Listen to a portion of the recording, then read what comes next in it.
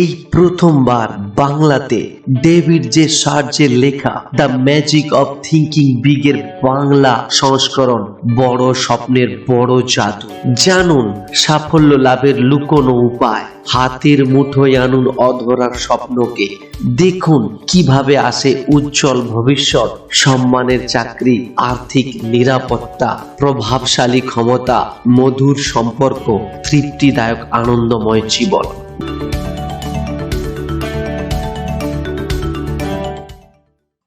আত্মপ্রত্যয় গড়ে তুলুন, ভয় দূর করুন। বন্ধুরা যখন বলে অযথা ভয় পাচ্ছ, চিন্তার কোনো কারণ নেই, এগুলি তোমার উদ্ভট কল্পনা মাত্র। মনে রাখবেন, তারা আপনার মঙ্গল কামনা করেন। তবে আমিও জানি, আপনিও জানেন, এরকম ভয়ের ওষুধে তেমন সুফল পাওয়া যায় না। এই মন ভোলানো কথাগুলি হয়তো কয়েক মিনিট বা কয়েক ঘন্টার জন্য ভয় দূর করতে পারে, তার বেশি নয়। এ তোমার কল্পনা মাত্র। চিকিৎসা পদ্ধতি আত্মপ্রত্যয় গড়ে তুলতে পারে না, ভয়টাকে নির্মূল করতে পারে না। হ্যাঁ, ভয় জিনিসটা আসল ও সত্যিকার অনুভূতি। এই কথা অনস্বীকার্য যে ভয়টাকে জয় করার আগেই তা আমাদের মনে গেঁথে যায়। আজকাল বেশিরভাগ ভয় কিন্তু মনের রোগ হয়ে দাঁড়িয়েছে। ভুল পথে চালিত হতাশাব্যঞ্জক ভাবনা, চিন্তার ফলে দুশ্চিন্তা, উদ্বেগ, লজ্জা, আতঙ্কের সৃষ্টি হয়। তবে ভয়ের মূলে যা রয়েছে তা চিনে নিতে পারলেই যে ভয় দূর করা যায় তা নয়। ডাক্তার যখন আবিষ্কার করলেন যে আপনার শরীরেও কোথাও সংক্রমণ হয়েছে, সেখানেই কিন্তু তিনি চিকিৎসার ইতি টানবেন না। ওই সংক্রমণ দূর করার জন্য তিনি সঠিক ঔষধ প্রয়োগ করবেন। আগেকার দিনে এ তোমার মনের ভয়, চিকিৎসা প্রণালী ভয়ের উপস্থিতিকে স্বীকার করতে চায় না। তবে ভয় তো সত্যি আছে, ভয়টা আসল ভয়, ভয়টাই আসল ভয় সাফল্যের প্রথম ও প্রধান শত্রু। ভয় মানুষ সুযোগ হারায়, ভয় শারীরিক ক্ষমতা হ্রাস করে দেয়, ভয় মানুষকে রোগগ্রস্ত করে ফেলে, শরীরে নানা সমস্যা দেখা দেয়, আয়ু কমিয়ে দেয়। যখন কথা বলা উচিত তখন মুখে কুলুপ এঁটে দেয় এই ভয়।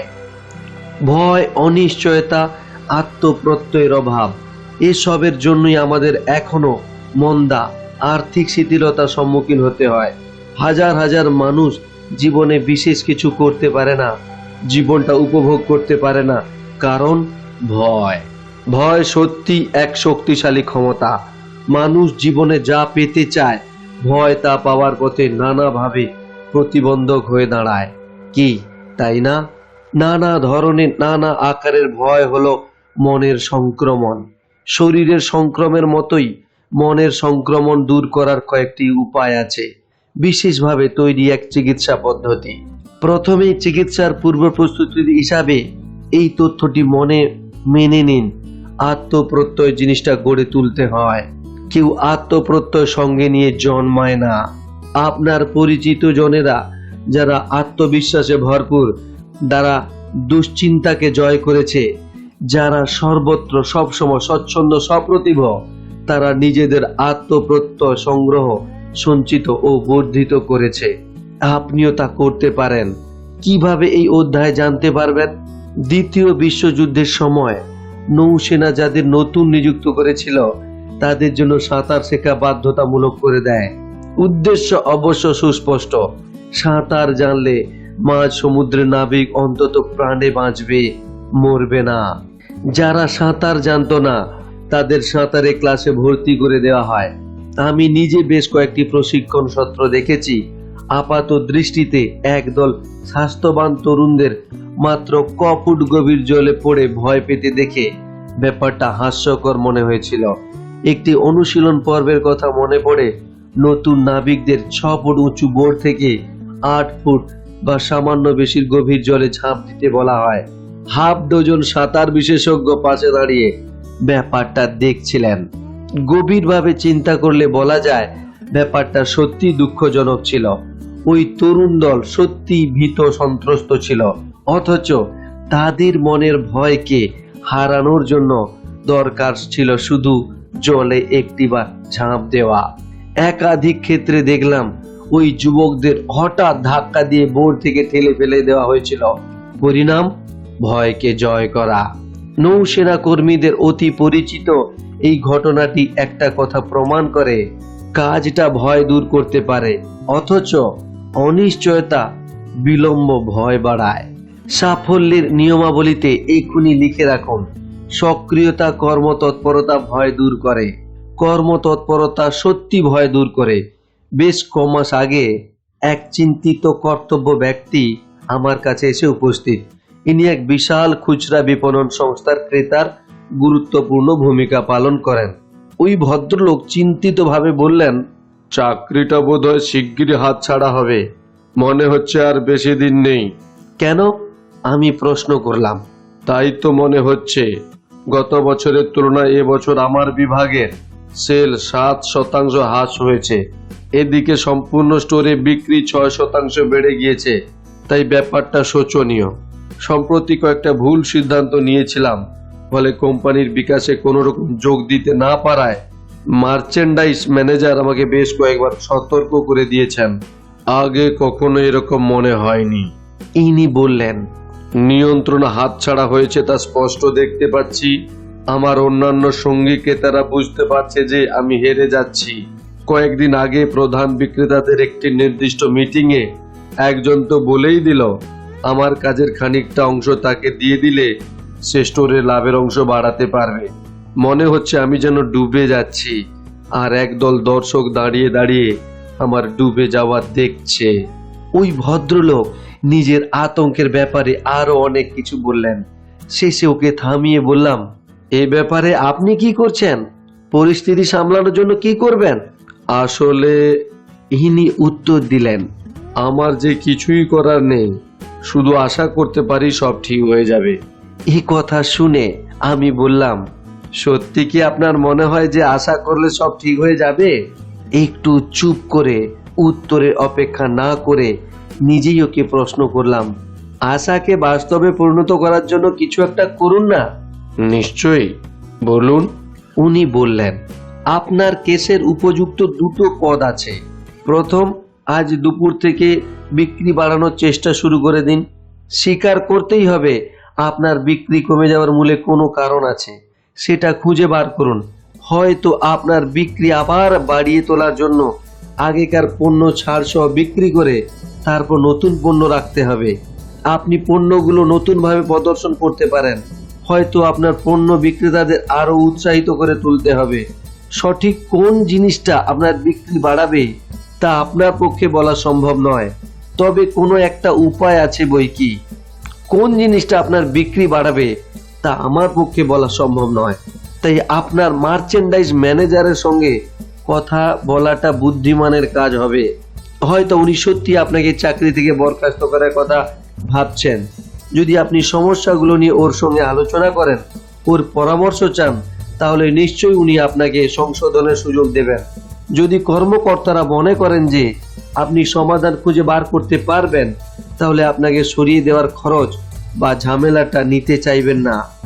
আরও বললাম, তারপর আপনার সঙ্গী বিক্রেতাদের সক্রিয় হতে বলুন। হতাশের মতো আচরণ করবেন না। আপনার আশেপাশের সবাইকে বুঝিয়ে দিন আপনি এখনো হেরে যাননি। ওর চোখে সাহসের দীপ্তি ফিরে এসেছিল। প্রশ্ন করলেন, আপনি বললেন দুটি উপায় আছে, দ্বিতীয়টা কি? দ্বিতীয়টা আপনার বীমা পলিসি বলতে পারেন।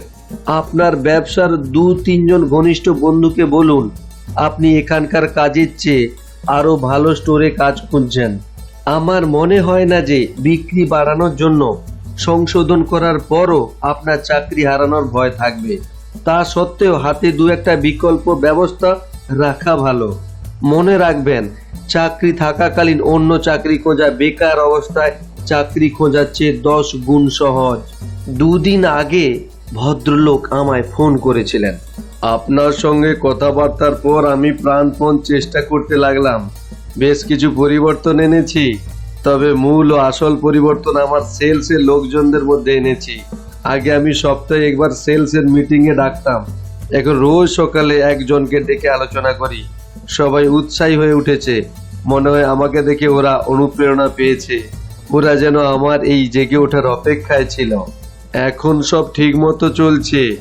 গত সপ্তাহে আমার বিক্রি শুধু যে গত বছরের চেয়ে বেশি ছিল তাই নয়, গোটা স্টোরের গড় বিক্রির চেয়েও বেশি ছিল।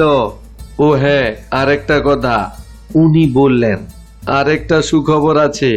আপনার সঙ্গে কথা বলার পর দুটি চাকরির সন্ধান পেয়েছি, কিন্তু এখানে তো সব ভালোই চলছে, তাই ওগুলো ছেড়ে দিলাম। কঠিন সমস্যার সম্মুখীন হলে যতক্ষণ না সক্রিয় হয়ে ওঠা যায় ততক্ষণ ওই সমস্যা থেকে বেরিয়ে আসা যায় না। আশাতেই সবের শুরু, তবে আশার সঙ্গে সক্রিয় উঠলে তবে বিজয়ী হওয়া যায়। সক্রিয়তার এই পদ্ধতি কাজে ব্যবহার করুন। এরপর যখনই ভয় পাবেন, ছোট ভয় বড় ভয় যাই হোক, নিজেকে অবিচলিত রাখবেন। তারপর এই প্রশ্নের উত্তরটা খুঁজে বার করবেন, ভয় দূর করার জন্য আমি কি করতে পারি। ভয়টাকে সম্পূর্ণ বিচ্ছিন্ন করে দিন, তারপর উপযুক্ত কাজটি করুন। নিচে ভীতি ও তার কয়েকটি সক্রিয় সমাধানের উল্লেখ রয়েছে। নিজের চেহারার জন্য সংকোচ ও লজ্জা অনুভব করা, এটি একটি ভয়। একে উন্নত করার জন্য কি করা যেতে পারে? চেহারার উন্নতি করুন, চুল কাটিয়ে আসুন, জুতো জোড়া পালিশ করুন, পরিষ্কার ইস্ত্রি করা পোশাক পরুন। মোট কথা, নিজেকে স্মার্ট ঝকঝকে করে তুলুন। এর জন্য নতুন পোশাকের প্রয়োজন হয় না। কোনো জরুরি গ্রাহক হাতছাড়া হওয়ার ভয়, এর জন্য কি করবেন? আরও সেবা দেওয়ার চেষ্টা করুন, পরিশ্রম করুন। যদি কোনো কারণে গ্রাহক আপনার উপর আস্থা হারায়, তাহলে তা সংশোধন করুন। পরীক্ষায় ফেল করার ভয়, কি করবেন? দুশ্চিন্তা না করে পড়াশোনা করুন, সময়ের সৎ ব্যবহার করুন। যা আপনার আয়ত্তের বাইরে সেই সব জিনিস নিয়ে ভয়, অন্য কিছুতে মনোনিবেশ করুন, বাগান করুন, ছেলে মেয়েদের সঙ্গে খেলা করুন, সিনেমা দেখতে যান। আপনার নিয়ন্ত্রণের বাইরে কিছু দিয়ে শারীরিক আঘাত পাওয়ার ভয়, যেমন ঘূর্ণিঝড়, প্লেনের নিয়ন্ত্রণ হারানো। অন্যের ভয় দূর করার চেষ্টা করুন, প্রার্থনা করুন। অন্যেরা কি ভাববে, কি বলবে, সেই ভয়। আপনার নিজের কাজটা যে সঠিক সেই ব্যাপারে সুনিশ্চিত হতে হবে, তারপর কাজটা করতে হবে। যে কোনো গুরুত্বপূর্ণ কাজে সমালোচনা শুনতে হয়। বিনিয়োগ করা বা বাড়ি করার ভয়, সব বিষয়গুলি বিশ্লেষণ করুন, দৃঢ় নিশ্চিত হয়ে নির্ণয় করুন। একবার নির্ণয়ের পর পেছপা হবেন না। মানুষকে ভয় পাওয়া, সঠিকভাবে বিচার করুন। মনে রাখবেন, অন্যজনও আপনার মতোই মানুষ। ভয়কে দূর করে আত্মপ্রত্যয় ফিরে পাওয়ার জন্য এই দুটি কাজ করুন। 1. ভয়কে সম্পূর্ণ বিচ্ছিন্ন করে দিন, আলাদা করে দিন। কেন ভয় পাচ্ছেন সেই কারণটা খুঁজে বার করুন। 2. এবার সক্রিয় হয়ে উঠুন। কোনো না কোনো কাজ রয়েছে সব রকমের ভয়ের সমাধান করার জন্য। মনে রাখবেন, দ্বিধাদ্বন্দ্ব ভয়টাকে আরো বড়, আরো ভয়াবহ করে তোলে। তাই তৎপর হয়ে কাজ করুন, দৃঢ় সিদ্ধান্ত নিন। বেশিরভাগ সময় আত্মবিশ্বাসের অভাবের মূলে থাকে স্মরণ শক্তি পরিচালনা করার অক্ষমতা। আপনার মস্তিষ্ক অনেকটা ব্যাংকের মতো, প্রতিদিন মনের ব্যাংকে জমা হয় অজস্র চিন্তা ভাবনা। এই চিন্তাগুলি বাড়তে বাড়তে আপনার স্মৃতি হয়ে যায়। যখন চিন্তা করতে বসেন বা সমস্যার সম্মুখীন হন, আপনি নিজের মনের ব্যাংকে প্রশ্ন করেন, এ ব্যাপারে আমি কি জানি? তৎক্ষণাৎ আপনার মনের ব্যাংক উত্তর দেয় আগে। এরপর পরিস্থিতির যে স্মৃতিগুলি জমা রেখেছিল বা জমা করা ছিল, সেগুলি বিষয়ে টুকরো টুকরো তথ্য জানায়। তাই আপনার যে নিত্য নতুন চিন্তার উদ্ভব হয়, স্মৃতি তার কাঁচামালের রসদের মূল সরবরাহকারী। আপনার মনের এই ব্যাংকের খাজানজি মহাশয়টি খুবই বিশ্বস্ত, কখনো ঠকায় না। আপনি যখনই আদেশ করবেন, খাজানজি মশাই গতবার নিজেকে সবার চেয়ে নিকৃষ্ট প্রমাণ করার জন্য যে তথ্যগুলো জমা করেছিল সেগুলোর খানিকটা তুলতে চাই, তৎক্ষণাৎ সে বলবে, আগে মনে পড়ে কি এর আগেও দুবার এটা করার চেষ্টা করেছিলেন ও ব্যর্থ হয়েছেন? মনে করুন ক্লাস 6-এ আপনার মাস্টারমশাই আপনাকে গোবেট বলেছিলেন। মনে করে দেখুন আপনার সহকর্মীরা আপনার সমালোচনা করেছিল। মনে করুন। এইভাবে খাজানজিটি অনবরত উদাহরণ দিতে থাকবে। আপনি যে সত্যি অপদার্থ তা প্রমাণ করার জন্য নানা চিন্তা ভাবনা পেশ করবে, অথচ আপনার মনের ব্যাংকে যদি অনুরোধ করেন, খাজানজি মশাই, বড় বিপদে পড়েছি, একটা কঠিন সিদ্ধান্ত নিতে হবে, আমার মনকে আশ্বাস দিতে পারো, এমন কিছু চিন্তা ভাবনা পেশ করতে পারেন? আবার আপনার খাজানজি বলবে, নিশ্চয়ই স্যার, এবার কিন্তু এমন কিছু চিন্তা ভাবনা পেশ করবে যা আপনি নিজেকে সফল প্রমাণ করার জন্য সংগ্রহ করে রেখেছেন। মনে পড়ে এর আগেও এরকম পরিস্থিতিতে আপনি কি সিদ্ধান্ত নিয়েছিলেন, কি দারুণ কাজ করেছিলেন। মনে করুন মিস্টার স্মিথের আপনার উপর কি আস্থা ছিল। মনে করুন আপনার প্রিয় বন্ধুরা আপনার ব্যাপারে কি বলেছিল। মনে করুন খুবই দায়িত্বশীল এই খাজানজি মহাশয় আপনি যেমনটি চিন্তা ভাবনা করতে চান তেমনটি চিন্তা ভাবনা পেশ করবে, কারণ গোটা ব্যাংকটা যে শুধু আপনার স্মৃতি ব্যাংকের সুষ্ঠু পরিচালনার জন্য আত্মবিশ্বাস গড়ে তুলতে হবে। এই আত্মবিশ্বাস গড়ে তোলার জন্য বিশেষভাবে দুটি কাজ করতে পারেন। এক, আপনার ব্যাংকে শুধুই আশাবাদী ও গঠনাত্মক চিন্তা ভাবনা সংগ্রহ করুন। এ কথা অনস্বীকার্য যে জীবনে নানা অস্বস্তিকর, লজ্জাজনক ও হতাশাব্যঞ্জক পরিস্থিতির সম্মুখীন হতে হয়, তবে সফল ও ব্যর্থ মানুষ এই পরিস্থিতির মোকাবিলা করতে সম্পূর্ণ ভিন্ন ভিন্ন পথ অবলম্বন করে। অসফল মানুষ কথাগুলি মনে গেঁথে নেয়, বিরক্তিকর ব্যাপারগুলো নিয়ে বারবার চিন্তা করে, যা স্মৃতির কোটরে জমা হয়ে যায়। তারা এছাড়া আর কিছুই ভাবতে চায় না, এমনকি রাত্রে শোয়ার আগে পর্যন্ত এসব বিরক্তিকর চিন্তা ভাবনা মনের আনাচে কানাচে ঘোরাফেরা করে বেড়ায়। এদিকে আত্মবিশ্বাসী সফল মানুষ তা নিয়ে আর দ্বিতীয়বার মাথা ঘামায় না। সফল মানুষটি তার মনের ব্যাংকে শুধুই ভালো চিন্তা সংগ্রহ করে। প্রতিদিন সকালে কাজে যাওয়ার আগে আপনি যদি বেশ খানিকটা জঞ্জাল গাড়ির ইঞ্জিনে ভরে দেন, তাহলে গাড়িটা কিভাবে চলবে? খুব শিগগিরই ইঞ্জিনটা বিগড়ে যাবে, কাজ করা বন্ধ করে দেবে। ওই একইভাবে আপনার মনে জমা হয়ে থাকা না ধর্মী, হতাশাজনক, অপ্রিয় চিন্তা ভাবনা মনকে জর্জরিত করে তোলে। হতাশাদায়ক চিন্তাধারা অযথা আপনার মনের মোটরের আয়ু ক্ষয় করে। এতে মনে দুশ্চিন্তা, নৈরাশ্য, হীনমন্যতা অনুভূতি জাগে। যখন বাকিরা এগিয়ে যায়, এই চিন্তাগুলি আপনাকে পথের ধারে দাঁড় করিয়ে রাখে। এটা করে দেখুন, যে মুহূর্তে আপনি একা রয়েছেন, আপনার একমাত্র সঙ্গী আপনার চিন্তা ভাবনা। যেমন গাড়ি চালানোর সময় বা একা বসে যাওয়ার সময়, তখন ভালো, শুভ, আনন্দদায়ক স্মৃতি রোমন্থন করুন। মনের ব্যাংকে সুস্থ চিন্তা সঞ্চিত করুন, এতে আত্মবিশ্বাস বাড়বে। তাছাড়া শরীরও ভালো মতো কাজ করবে। একটা ভালো পরিকল্পনা জানাই, শুতে যাওয়ার ঠিক আগে ভালো ভালো চিন্তা ভাবনা করুন। যা পেয়েছেন তার জন্য ভগবানকে ধন্যবাদ জানান। মনে করুন কত কিছু আছে আপনার কাছে, আপনার স্ত্রী, স্বামী, সন্তান, বন্ধু বান্ধব, স্বাস্থ্য। আজকের দিনটিতে যে ভালো কাজগুলি দেখেছেন সেগুলি মনে করুন। নিজের ছোট ছোট কৃতিত্বের কথা ভেবে দেখুন। বেঁচে থাকার আনন্দ উপভোগ করুন। এই আনন্দের কারণগুলি ভেবে দেখুন। 2, মনের ব্যাংক থেকে ভালো গঠনমূলক চিন্তা বেছে তুলুন। বেশ কবছর আগে আমি শিকাগোর এক মনস্তত্ত্ববিদ সংগঠনের সঙ্গে ঘনিষ্ঠভাবে যুক্ত ছিলাম।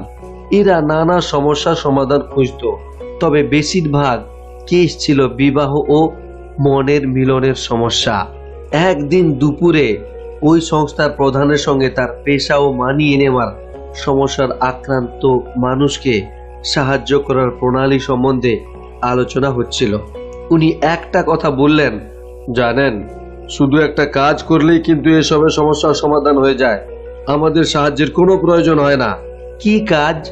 উৎসুক মনে আমি প্রশ্ন করলাম। অতি সাধারণ একটা কাজ।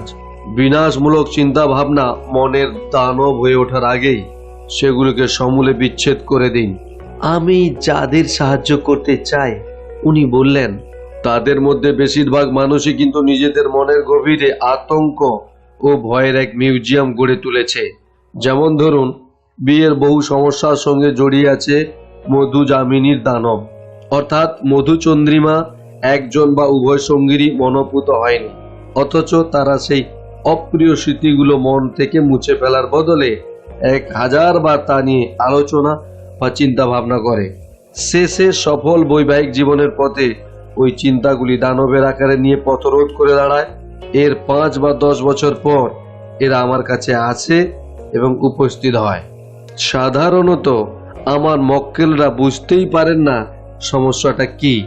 আমার কাজ হলো তাদের সমস্যার উৎসগুলো খুঁজে তা বুঝিয়ে দেওয়া, সমস্যাটা যে নগণ্য তা জানিয়ে দেওয়া আমার দায়িত্ব। যে কোনো রকম অস্বস্তিকর পরিস্থিতিকে মানুষ দানবিক রূপ দিতে পারে, আমার মনস্তত্ত্ববিদ বন্ধু বললেন। কর্মক্ষেত্রে ব্যর্থতা, প্রেমে প্রত্যাখ্যান, ভুল অর্থলগ্নি, কিশোর সন্তানের আচরণের আশাভঙ্গ, এই সুপরিচিত দানবীয় চিন্তা থেকে নিষ্কৃতি দিতে আমি সাহায্য করি। এ কথা স্পষ্ট যে বারবার বিনাশকারী চিন্তা ভাবনা করলে তা দানবের আকার নেয়, তা আত্মপ্রত্যয়কে চূর্ণ বিচূর্ণ করে দেয়, যার ফলে গুরুতর মনের সমস্যা দেখা দেয়। কসমোপলিটন ম্যাগাজিনের একটি সাম্প্রতিক রচনা, the drive towards self destruction, নিজেকে শেষ করে দেওয়ার প্রবণতা, অ্যালিস ম্যালকাহে জানিয়েছেন যে প্রতি বছর 30,000-এরও বেশি আমেরিকাবাসী আত্মহত্যা করে, আরও 1 লাখ জন আত্মহননের চেষ্টা করে। উনি বলেছেন, এছাড়াও একটি বেদনাদায়ক প্রমাণ পাওয়া গিয়েছে যে লক্ষ লক্ষ মানুষ ধীরে ধীরে নিজেদের অবক্ষয় করে চলেছে। আবার এমন লোকও আছে যারা শারীরিক আত্মহননের বদলে আধ্যাত্মিকভাবে নিজেদের শেষ করে দেওয়ার জন্য নিজেদের অবমাননা করা, শাস্তি দেওয়া ও মোট কোথায় নিজেদের শেষ করে দেওয়ার উপায় ক্রমাগত খুঁজে চলেছে। পূর্বোক্ত মনস্তত্ত্ববিদ বন্ধুটি আমাকে জানালেন কিভাবে তিনি তার এক রোগীকে মনের ও শরীরের হননের হাত থেকে রক্ষা করেছেন। উনি বললেন, এক রোগী, বয়স 30 ইনি 2টি সন্তানের মা। সাধারণ পরিভাষায় বলতে গেলে এই মহিলা প্রচন্ড ডিপ্রেশন অর্থাৎ বিষণ্ণতায় ভুগছিলেন। তার মনে হতো বিগত জীবনের সব অভিজ্ঞতাই বেদনাদায়ক। তার স্কুল জীবন, বিবাহ, সন্তানের জন্ম, বাসস্থান সবই তার জন্য হতাশার কারণ হয়ে উঠেছিল। ওর মনে হয়েছিল জীবনে কখনো সুখী হতে পারবে না।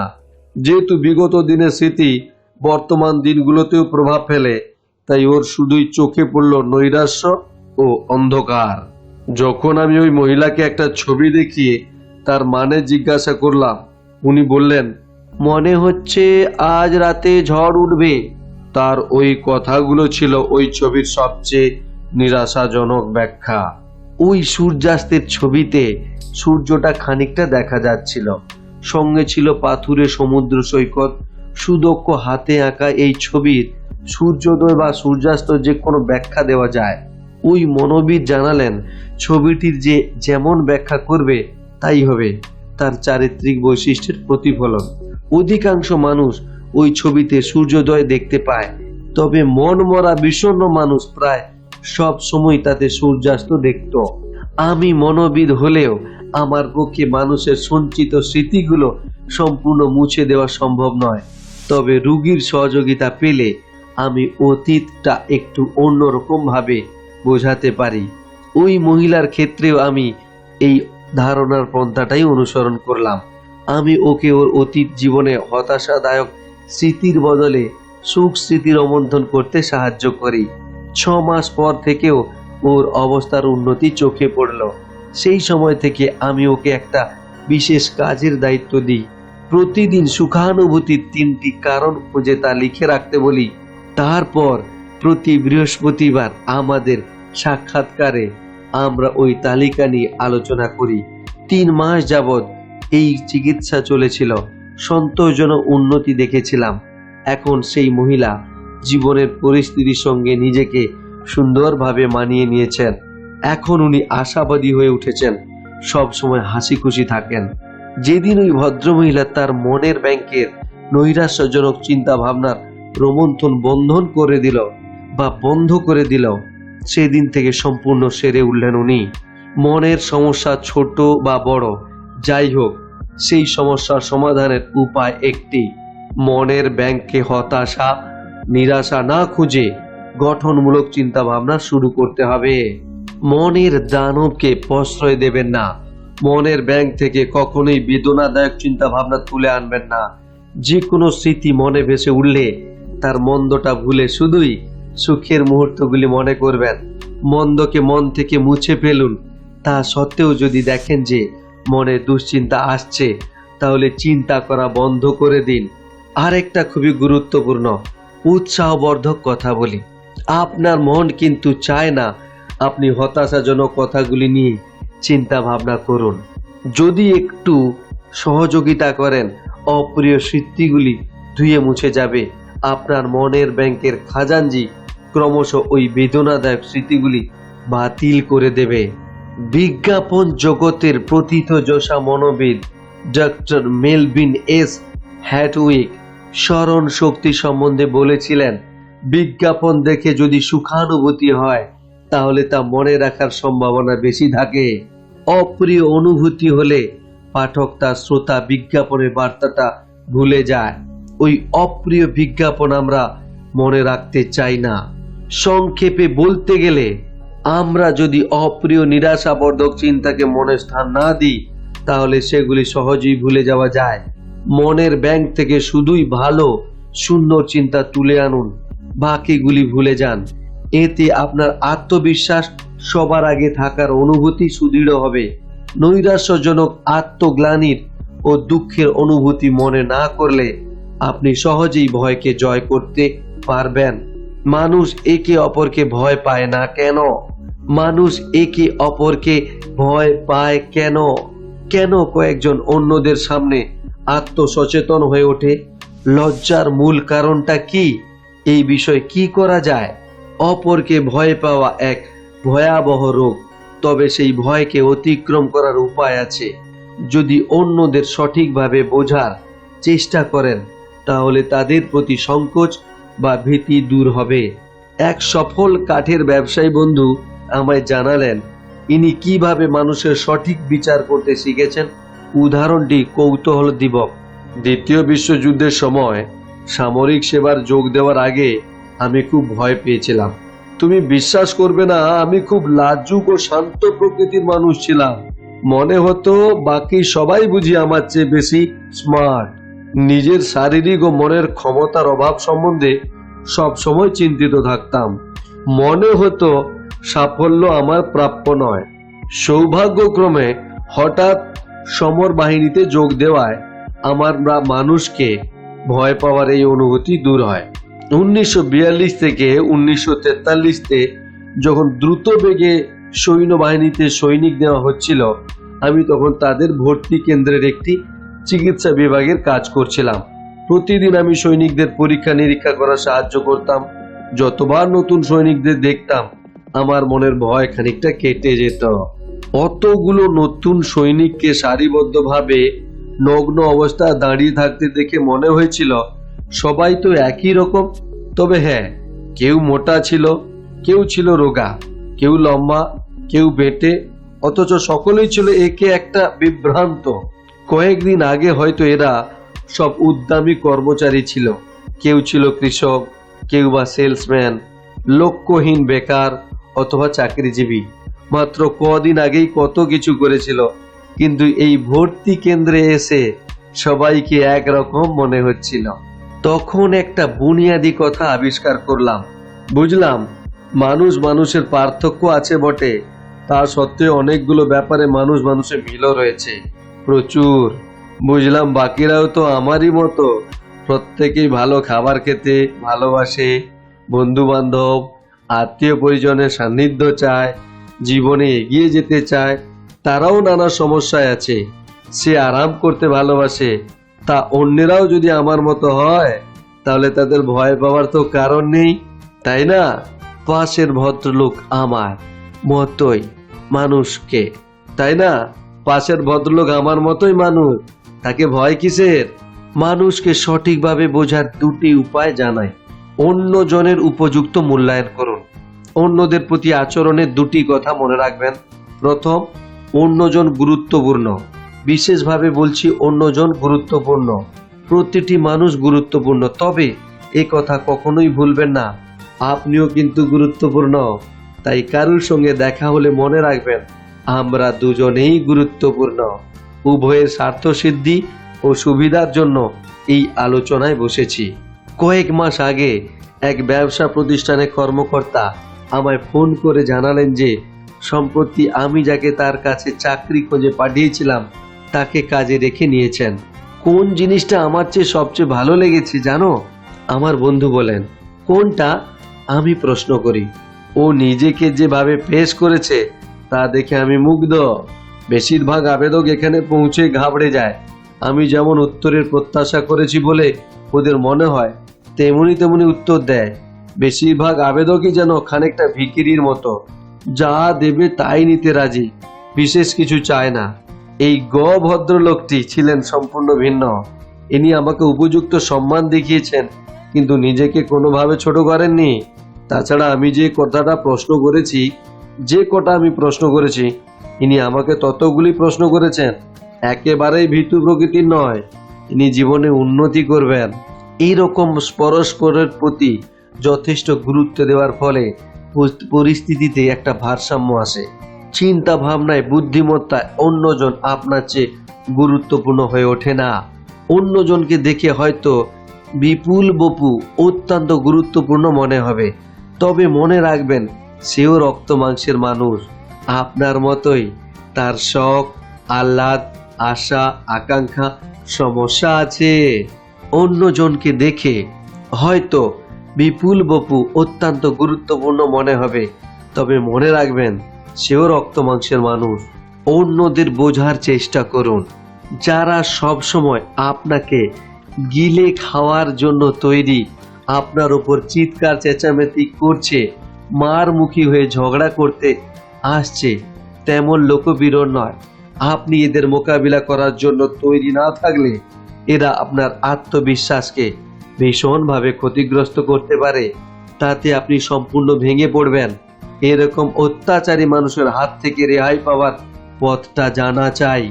কয়েক মাস আগে মেমফিসের একটি হোটেলের রিজার্ভেশন ডেস্কে এইরকম মানুষের মোকাবিলা করার সঠিক পন্থা আবিষ্কার করেছিলাম।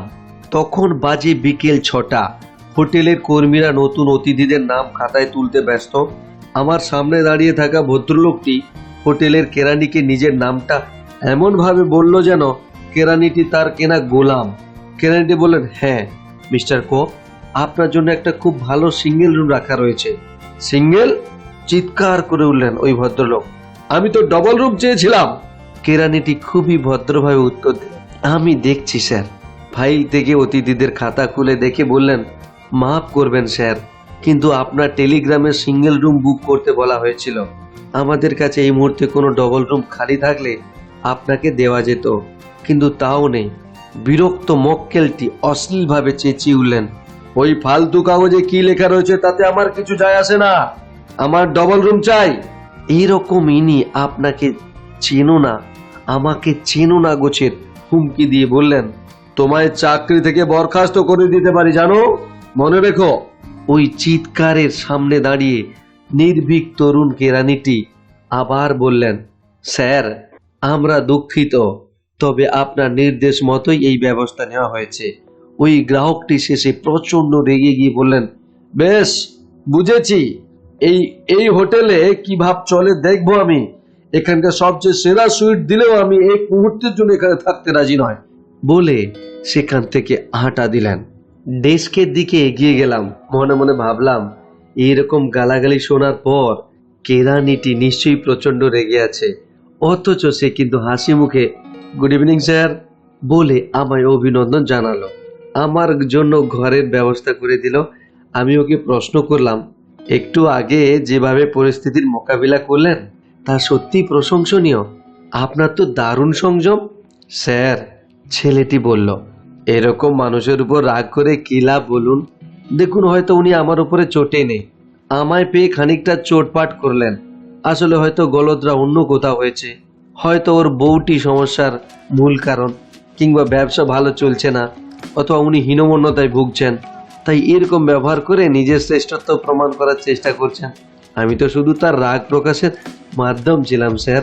কেরানি ছেলেটি আরো বলল, হয়তো আসলে মানুষটাই খুব ভালো, বেশিরভাগ তাইতেই হয়। সিঁড়ি দিয়ে এগিয়ে যেতে যেতে কথাগুলি নিজের মনে পুনরাবৃত্তি করলাম। হয়তো আসলে মানুষটা ভালো, বেশিরভাগ তাই তো হয়। এরপর কখনো কেউ আপনার সঙ্গে দুর্ব্যবহার করলে এই দুটি কথা মনে রাখবেন, রাগ করবেন না। এরপর পরিস্থিতিতে আপনার একমাত্র করণীয় অন্যজনকে কথা বলতে দিন, তারপর সম্পূর্ণ ব্যাপারটা ভুলে যান। বহু বছর আগে ছাত্রছাত্রীদের পরীক্ষার খাতা দেখার সময় একটা ঘটনার খুবই আশাহত হয়েছিলাম। এদের মধ্যে একটি ছাত্র ক্লাসের আলোচনা ও আগেকার পরীক্ষাগুলিতে খুবই ভালো ফলাফল দেখিয়েছিল, অথচ এই পরীক্ষায় তার বেশ অবনতি দেখলাম। ছেলেটি মেধাবী, আশা করেছিলাম ক্লাসে ওই প্রথম হবে, কিন্তু ওই পরীক্ষায় ও সবচেয়ে কম নম্বর পেল। আমি আমায় নিয়ম মাফিক সেক্রেটারি মারফত ছেলেটিকে তৎক্ষণাৎ আমার সঙ্গে দেখা করতে বললাম। কিছুক্ষণ পর পল ডব্লিউ এসে উপস্থিত। মনে হলো ও খুব আঘাত পেয়েছে। ওকে বসতে বললাম, তারপর প্রশ্ন করলাম, কি ব্যাপার পল? আমি তো তোমার কাছ থেকে এমন আশা করিনি। পল মুহূর্তকাল যেন নিজের সঙ্গেই দ্বন্দ্ব করে চোখ নামিয়ে নিল।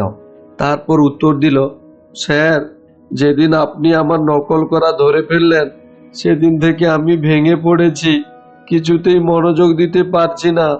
বিশ্ববিদ্যালয়ে এই প্রথম নকল করার চেষ্টা করেছি, আমার গ্রেড চাই, তাই নিরুপায় হয়ে এই পথে পা বাড়িয়েছি। বিশ্ববিদ্যালয়ে এই প্রথমবারই নোট করেছি স্যার, প্রথমবারই নকল করেছি। বিমর্ষ আশাহত ছেলেটি অবিরাম বলে চলল, আমি জানি আপনি হয়তো আমাকে বরখাস্ত করার জন্য আপিল করবেন। বিশ্ববিদ্যালয়ের নিয়ম মাফিক যে নকল করে তাকে চিরতরে ডিসমিস করে দেওয়া হয় স্যার। পল এবার তার পরিবারের দুর্নাম রটার কথা, জীবনটা নষ্ট হয়ে যাবার কথা, নানা কথা বলতে লাগলো। শেষে আমি বললাম, একটু দাঁড়াও, একটা কথা স্পষ্টভাবে বলে দিই, আমি কিন্তু তোমাকে নকল করতে দেখিনি। তুমি ঘরে ঢুকে এই কথাগুলো বলার আগে পর্যন্ত আমি ঘুণাক্ষরেও জানতাম না ব্যাপারটা। তবে কথাগুলো শুনে আমি সত্যি খুব হতাশ হলাম। আমি আরো বললাম, আচ্ছা পল, তুমি বিশ্ববিদ্যালয়ের এই পড়াশোনা থেকে কি শিখতে জানতে পেতে চাও?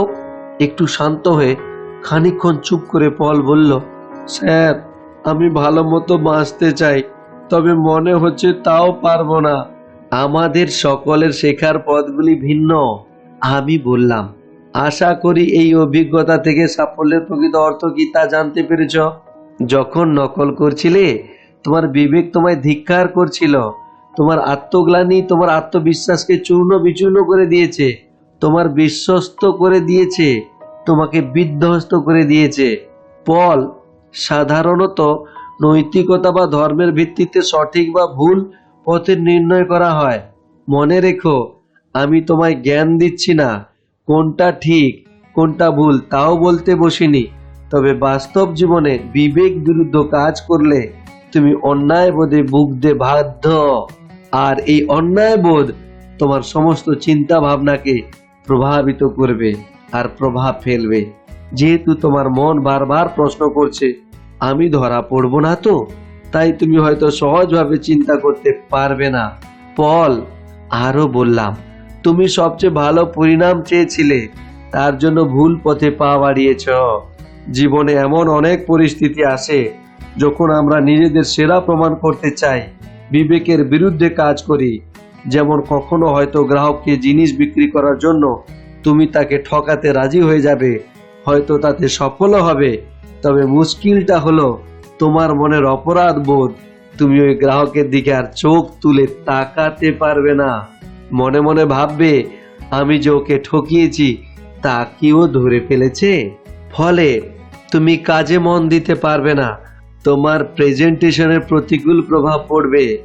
সম্ভবত তুমি দ্বিতীয় তৃতীয় চতুর্থবার অথবা পরে কখনোই আর বিক্রিতে সফল হবে না। অর্থাৎ তোমার একটা ভুল পদক্ষেপ তোমার বিবেকের দংশন, ভবিষ্যতে তোমার আয়ের পথটাই বন্ধ করে দেবে, প্রচুর ক্ষতি করবে।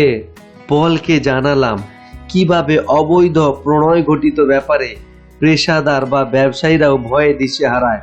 তার মনে সব সময় মনে হয়, আমার স্ত্রী জানতে পারবে না তো। এতে কর্মক্ষেত্র ও পারিবারিক জীবনের সর্বত্রই তার আত্মবিশ্বাস হারায়। সে সুষ্ঠুভাবে কাজ করতে পারে না। পলকে মনে করিয়ে দিলাম, বহু অপরাধীর ধরা পড়ার প্রধান কারণই হলো তাদের অপরাধ বোধ ও আত্মসচেতনতা। তাদের ফেলে যাওয়া ক্লু নয়, এদের অন্যায় বোধই এদের সন্দেহজনক করে তোলে। আমরা প্রত্যেকেই সঠিক পথে চলতে চাই, ভালো চিন্তা করতে চাই, নির্ভুল কাজ করতে চাই। এই প্রবণতার বিরোধিতা করলে বিবেকের দংশন আমাদের সচেতন করে দেয়। অপরাধ বোধে আমরা নিজেদের আত্মবিশ্বাস হারিয়ে ফেলি। এমন কিছু করবেন না যাতে বারবার মনে হয় ধরা পড়বো না তো, সবাই কি জেনে গিয়েছে। যদি সেরা পরিণাম আপনার আত্মবিশ্বাসকে নষ্ট করে দেয়, সেই পরিণাম যতই সেরা, যতই ভালো হোক না কেন, কোনো দাম নেই। আমি খুশি যে পল ব্যাপারটা বুঝতে পেরেছিল, তা সঠিক পথে চলার মূল উপলব্ধি করেছিল। আবার ওকে পরীক্ষায় বসতে বলি, কিন্তু আমাকে যে বার করে দেওয়া হবে। প্রশ্নের উত্তরে বলেছিলাম, নকল করার বিরুদ্ধে নিয়ম কানুন আমার ভালো মতোই জানা আছে, কিন্তু ব্যাপারটা হলো সারা জীবনে কখনো কোনোভাবে নকল করেছে তাদের সবাইকে যদি বরখাস্ত করতে হয়, তাহলে বেশিরভাগ প্রফেসরদেরও এই বিশ্ববিদ্যালয় থেকে চলে যেতে হবে। আর যারা জীবনে কখনো মুহূর্তকালের জন্য নকল করার কথা ভেবেছে, তাদেরও যদি বরখাস্ত করা হয়, তাহলে হয়তো পুরো কলেজটাই ফাঁকা হয়ে যাবে। তাই সম্পূর্ণ ব্যাপারটা ভুলে যাও, তবে তোমাকে একটা কাজ করতে হবে। নিশ্চয়ই, সানন্দে পল বলল। নিজের বইয়ের তাক হাতড়ে 50 ইয়ার্স উইথ গোল্ডেন রুল বইটির ব্যক্তিগত কপিটা বার করে পলকে দিয়ে বললাম, পল, বইটা পড়ে ফেরত দিও। জেসি পেনি জানিয়েছিলেন এ যুগেও নিয়ম মেনে চলে উনি কিভাবে আমেরিকার সবচেয়ে ধনীদের একজন হয়ে উঠেছিলেন। সঠিক পথে চললে বিবেক সন্তুষ্ট থাকে, মন পরিষ্কার থাকে, ফলে গড়ে ওঠে আত্মবিশ্বাস। জেনে শুনে ভুল করলে দুটি কুপ্রভাব পড়ে। এক, আমরা অপরাধ বোধে ভুগি, যা আপনাদের আত্মবিশ্বাসকে প্রভাবিত করে। দুই, ব্যাপারটা ক্রমশ অন্যেরাও জেনে যায়, তারাও আপনাদের ওপর, আমাদের ওপর বিশ্বাস হারায়। সঠিক পথ বেছে নিন, নিজের আত্মবিশ্বাস সুদৃঢ় করুন, এটি সফল হওয়ার চাবিকাঠি। মনস্তত্ত্বের এই বুনিয়াদী নীতি 25 বার পড়লেও কম পড়া হবে। পড়ুন, মনে গেঁথে নিন, আত্মবিশ্বাসে ভরপুর হয়ে কাজ করুন। আত্মবিশ্বাসীর মতো চিন্তা করতে পারবেন। মহান মনস্তত্ত্ববিদ ডক্টর জর্জ ডব্লিউ ক্রেন তার বিখ্যাত বই অ্যাপ্লয়েড সাইকোলজিতে বলেছিলেন, মনে রাখবেন, অনুভূতি কাজের অনুগামী হয়। যে কাজটা করবেন তা দিয়েই পরেরটা অর্থাৎ অনুভূতিকে নিয়ন্ত্রণ করতে পারবেন। তাই অতি পরিচিত দুঃখদায়ক ঘটনা, দাম্পত্য জীবনের সমস্যা ও ভুল বোঝাবুঝি দূর করার জন্য আসল মনের কারণগুলি সম্বন্ধে সচেতন হতে হবে।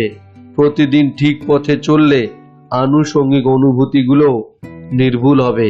প্রতিদিন আপনি আপনার সঙ্গী একে অপরের সঙ্গে সময় কাটান, চুম্বন করুন, পরস্পরের প্রতি প্রেম প্রশংসা সূচক শব্দ ভাষায় ব্যক্ত করুন। এমন নানা ছোট ছোট সুমধুর ব্যবহার করলে ভালোবাসার নিয়ে দুশ্চিন্তা করতে হয় না। পরস্পরের প্রতি আকর্ষণ ও আনুগত্য না থাকলে তা কাজে ব্যক্ত করা অসম্ভব। মনস্তত্ত্ববিদরা বলেন, আমাদের ক্রিয়াকলাপে পরিবর্তন আনতে পারলে মনোভাবেও পরিবর্তন আনা সম্ভব।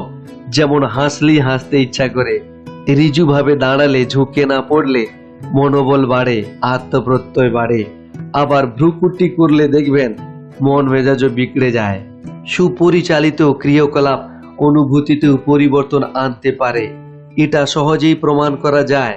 যারা লাজুক, অন্যদের সামনে দাঁড়াতে লজ্জা বোধ করে, তারা সংকোচ দূর করে আত্মবিশ্বাসী হয়ে উঠতে পারে যদি তারা এই 3টি সহজ পন্থা অনুসরণ করেন।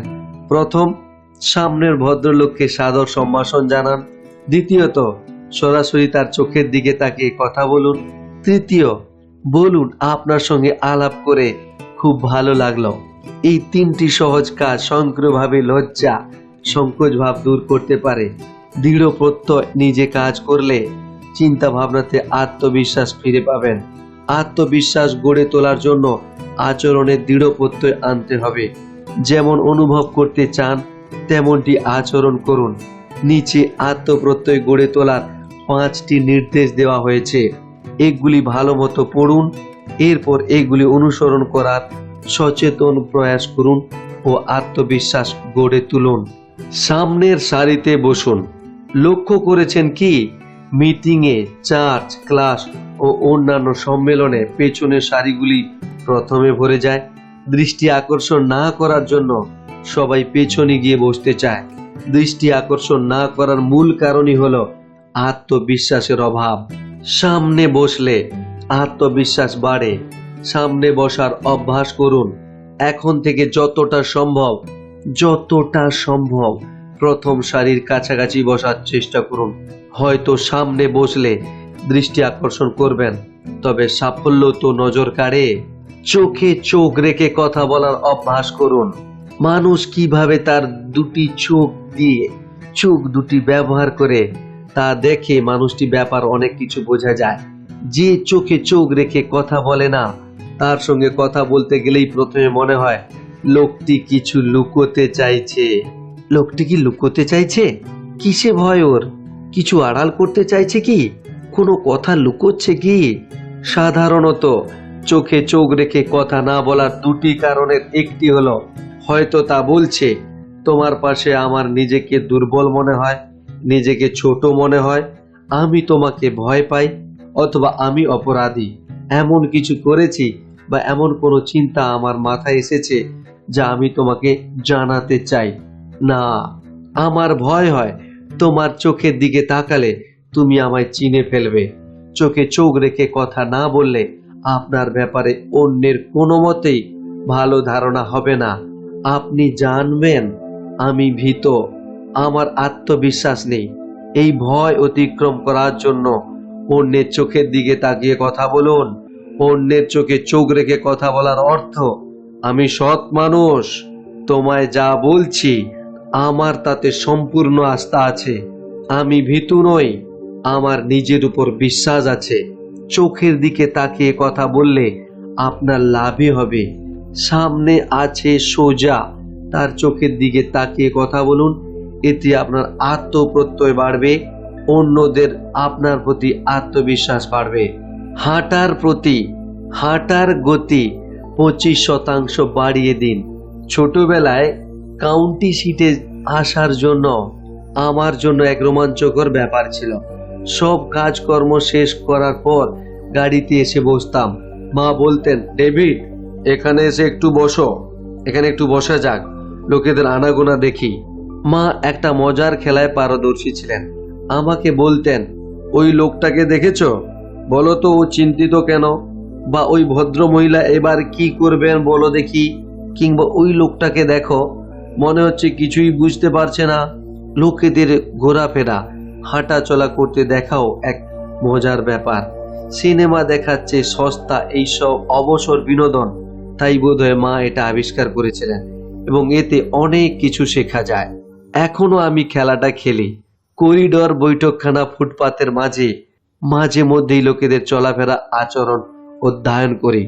মনস্তত্ত্ববিদদের মতে অগাছালোভাবে হাঁটা চলার অলস্য নিজের কাজেরও আশেপাশের মানুষের প্রতি সদ্ভাবহীন আচরণের লক্ষণ।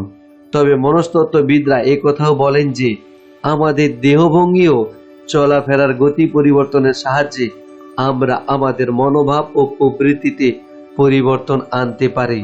লক্ষ্য করবেন, মনের অবস্থার প্রতিফলন আমাদের শারীরিক ক্রিয়াকলাপ হেরে যাওয়া। হতাশ মানুষ শুধু হোঁচট খায়, এদের মধ্যে আত্মপ্রত্যয় নেই। সাধারণ মানুষের হাঁটা চলাও অতি সাধারণ, তাদের চলার গতিও সাধারণ। এদের দেহভঙ্গি বলে আমার আত্মসম্মান বোধের অভাব আছে। এছাড়া আরেক রকমের মানুষ আছে, এদের মধ্যে অতিমাত্রায় আত্মবিশ্বাস রয়েছে। এরা সাধারণের চেয়ে বেশি দ্রুত হাঁটে। এদের পদক্ষেপ পাবেন অদ্ভুত এক চাঞ্চল্য। এদের হাঁটা চলা যেন বলছে আমার এক জায়গায় পৌঁছাতে হবে, জরুরি কাজ করতে হবে।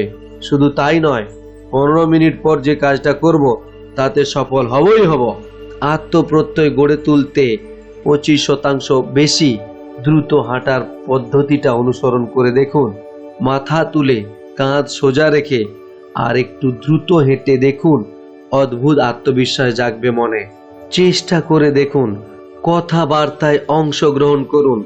বিভিন্ন ধরনের নানা দলের সঙ্গে কাজ করে এমন অনেক মানুষের সংস্পর্শে এসেছি যাদের সাধারণ বুদ্ধি ও ক্ষমতা থাকা সত্ত্বেও তারা আলোচনায় অংশগ্রহণ করতে পারে না।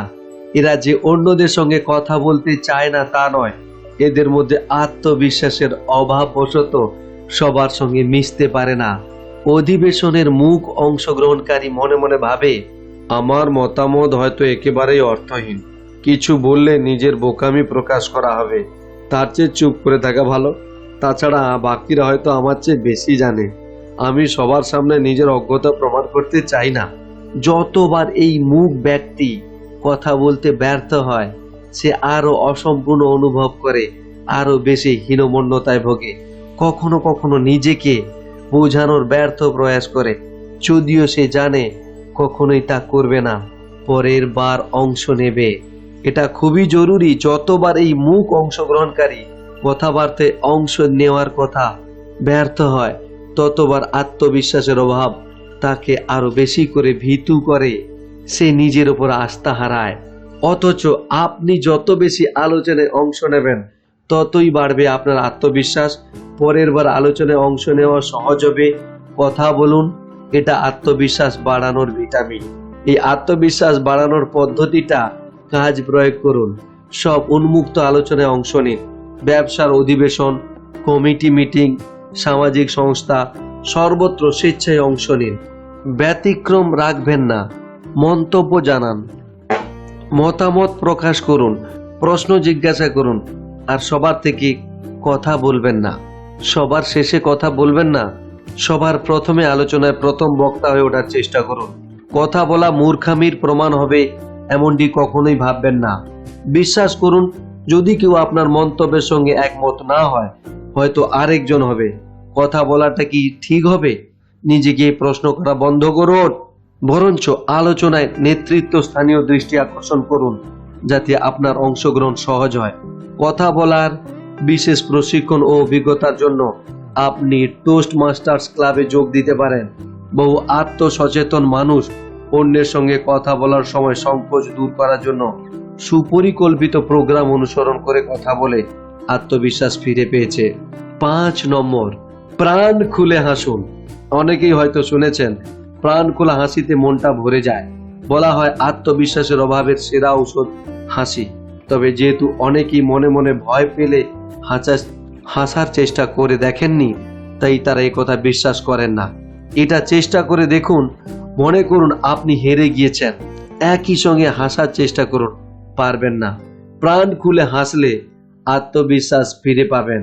প্রাণ ভরা হাসি ভয় দূর করে, চিন্তাকে হারিয়ে দেয়, নৈরাশ্যকে জব্দ করে, দুশ্চিন্তা দূর করা ছাড়াও এক গাল হাসি অনেক কিছু সারিয়ে তোলে।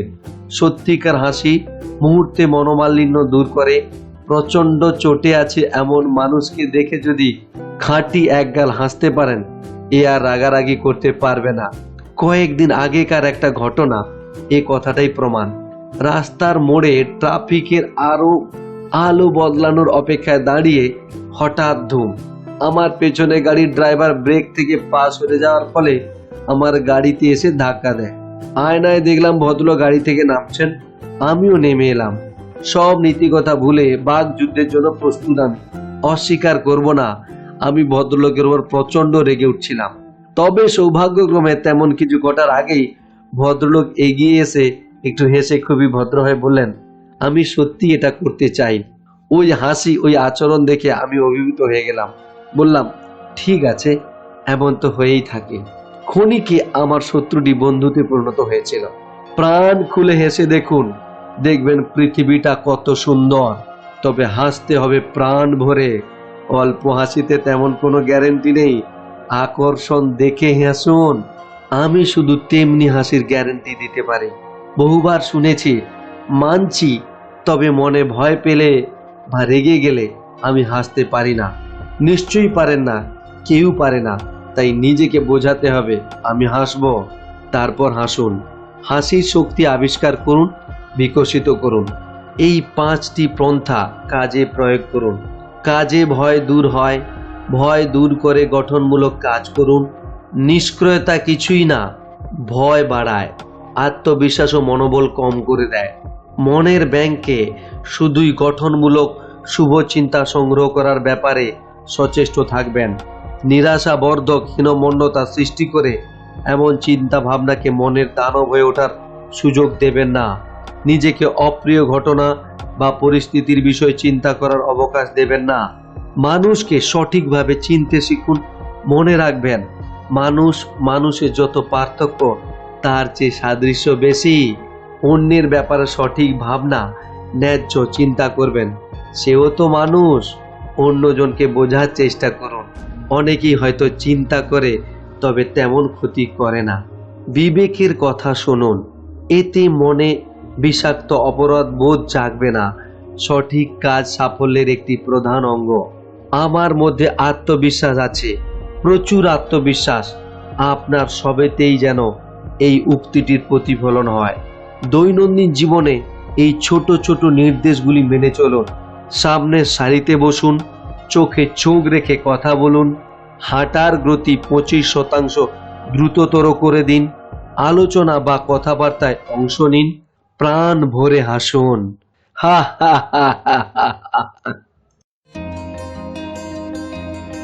এতক্ষণ ধরে পুরো অডিওটি শোনার জন্য আপনাকে অসংখ্য ধন্যবাদ। আপনি আবারও প্রমাণ করলেন যে আপনি একজন আশাবাদী মানুষ। স্বপ্ন দেখতে ভালোবাসেন, শুধু স্বপ্নগুলোকে কি উপায়ে পূরণ করা যায় তার পথ আপনি খুঁজে চলেছেন আজও। তাই আমার তরফ থেকে আপনাকে বিশেষ অনুরোধ, আপনি সঙ্গে থাকুন আমাদের। আমরা প্রত্যেকটি অধ্যায় ধীরে ধীরে আপনাদের জন্য নিয়ে আসব। আপনাদের সফলতা আমাদের একান্ত কাম্য। পরবর্তী অধ্যায় শোনার জন্য আপনাকে আমন্ত্রণ জানাচ্ছি।